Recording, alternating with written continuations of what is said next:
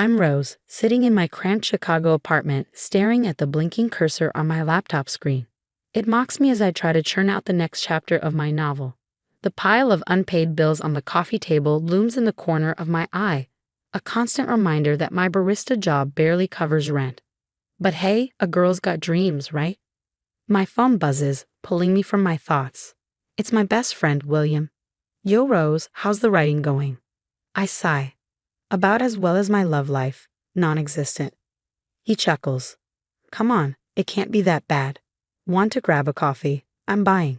You know Iceland coffee all day, right? But fine, ni Eva Joe's in 20. I throw on a worn-out jacket and head out, the chilly Chicago wind nipping at my face. As I walk, my thoughts drift to my so-called family. My mom, Linda, had me when she was practically a kid herself.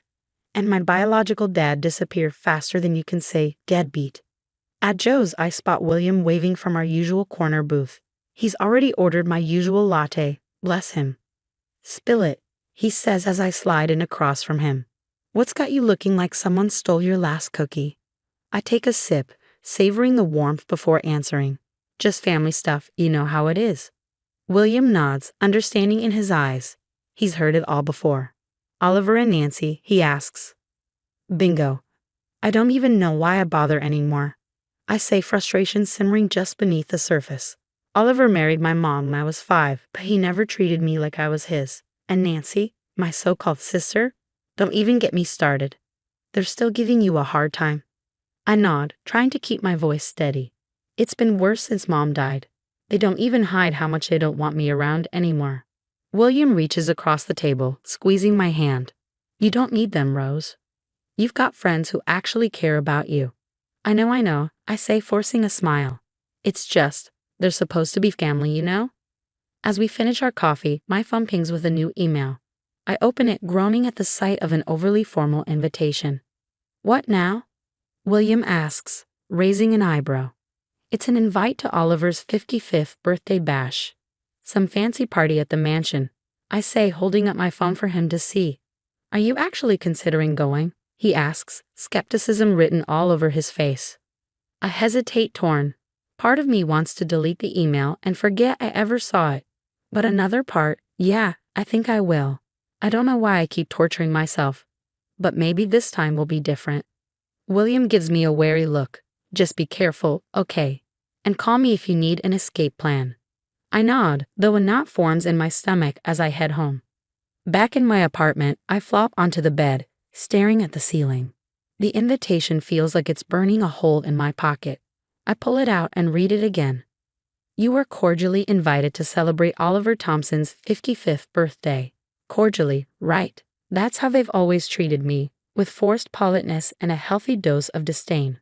I can't help but remember Mom's funeral, the way Oliver and Nancy stood apart, like my grief was some contagious disease.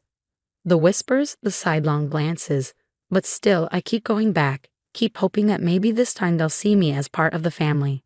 I grab my phone, typing out a quick RSVP. I'll be there. As I hit send, I wonder if I'm making a huge mistake. The night of the party, I find myself standing in front of Oliver's mansion, my hand hovering over the ornate doorbell. The muffled sounds of laughter and clinking glasses seep through the heavy door. I take a deep breath, smooth down my dress, and press the bell. A butler answers, his gaze sweeping over me with thinly veiled disdain. Name? Rose Johnson, I say, forcing confidence into my voice. I'm Oliver's stepdaughter. He raises an eyebrow but steps aside, allowing me in. The noise hits me like a wave. Dozens of people in designer clothes, chattering and sipping champagne. Rose, you made it. William's voice cuts through the din. I turn to see him pushing through the crowd, a grin plastered on his face.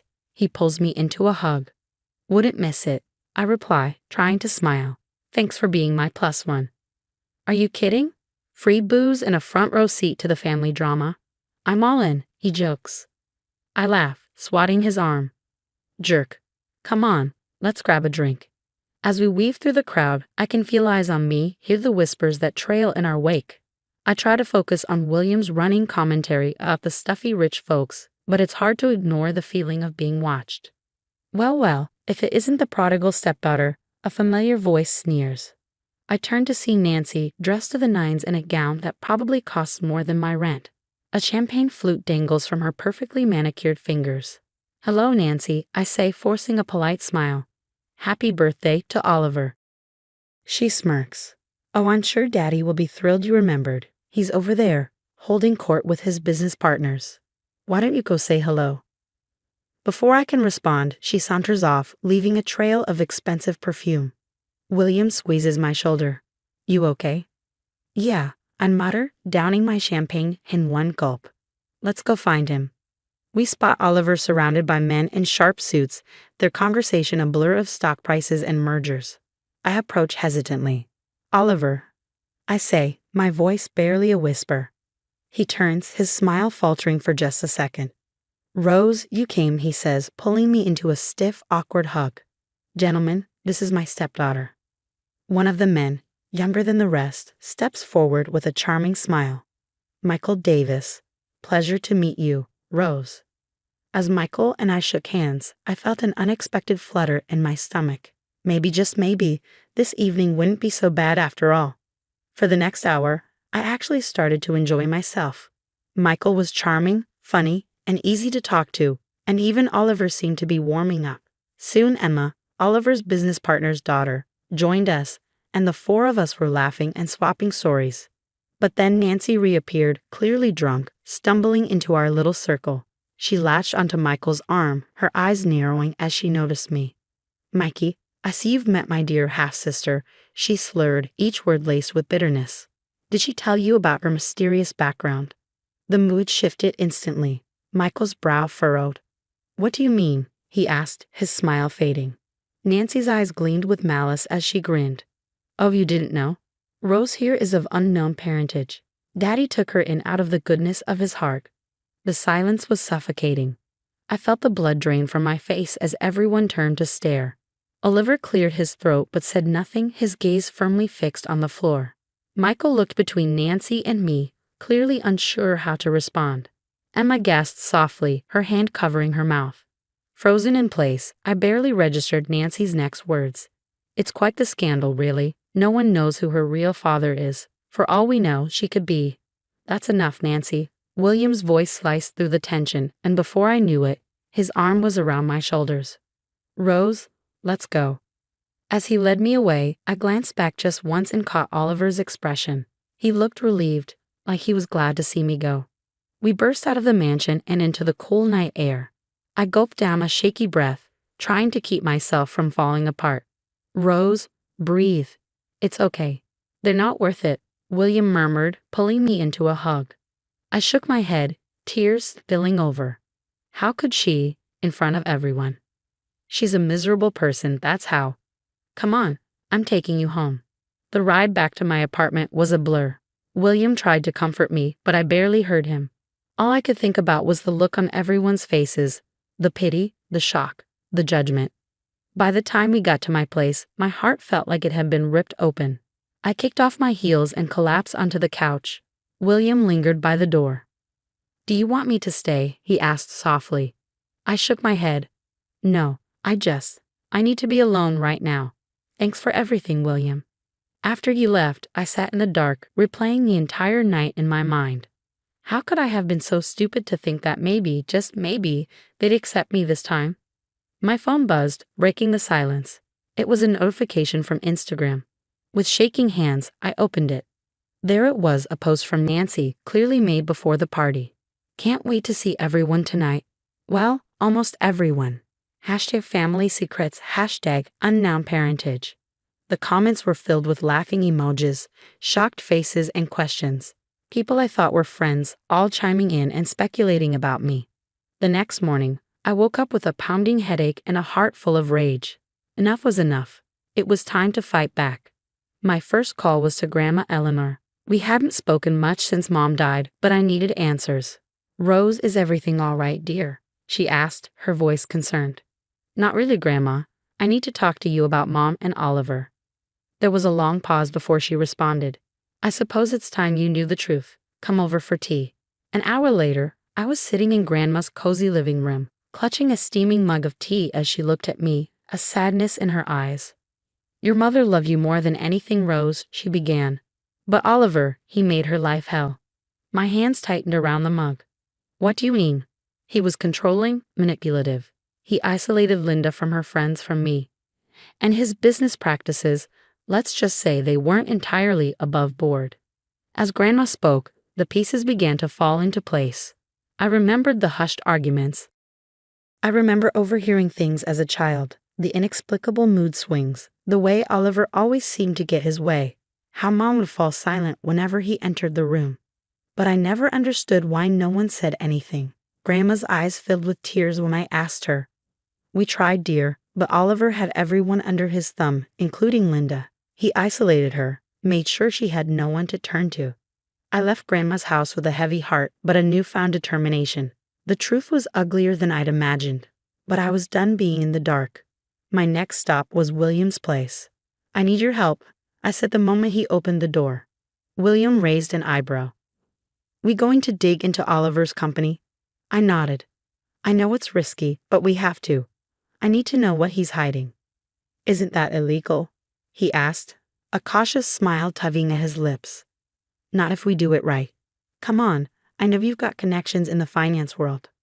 For the next few days, William and I pored over public records, financial reports, and anything else we could get our hands on. Piece by piece, the puzzle came together. Holy, William muttered, staring at his laptop screen in disbelief. Rose, look at this. I leaned over his shoulder, my eyes widening. Is that what I think it is? Yep, he said grimly. Looks like your dear old stepdad's been cooking the books for years. Embezzlement, fraud, you name it. Just then, my phone buzzed with a call from an unknown number. I hesitated but answered. Rose? It's Emma. I'm really sorry about what happened at the party. I think there's something you should know about Nancy. We met at a quiet cafe later that afternoon. Emma looked nervous, her hands trembling as she held her coffee cup. Nancy's been bullying people for years, she blurted out. Not just you. I've got proof, screenshots, videos, everything. Why are you telling me this? I asked, still stunned. Emma met my eyes with a fierce determination. Because it's time someone stood up to her. And I think that someone is you. As if on cue, my phone buzzed again.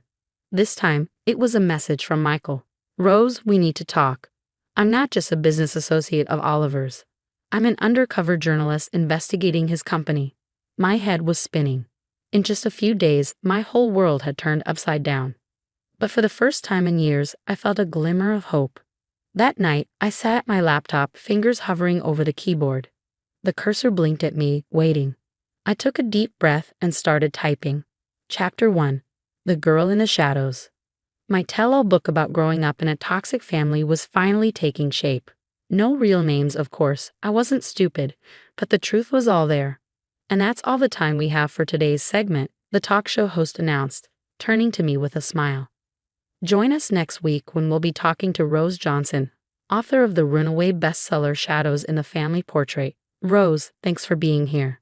I smiled at the camera, my heart racing. Thanks for having me.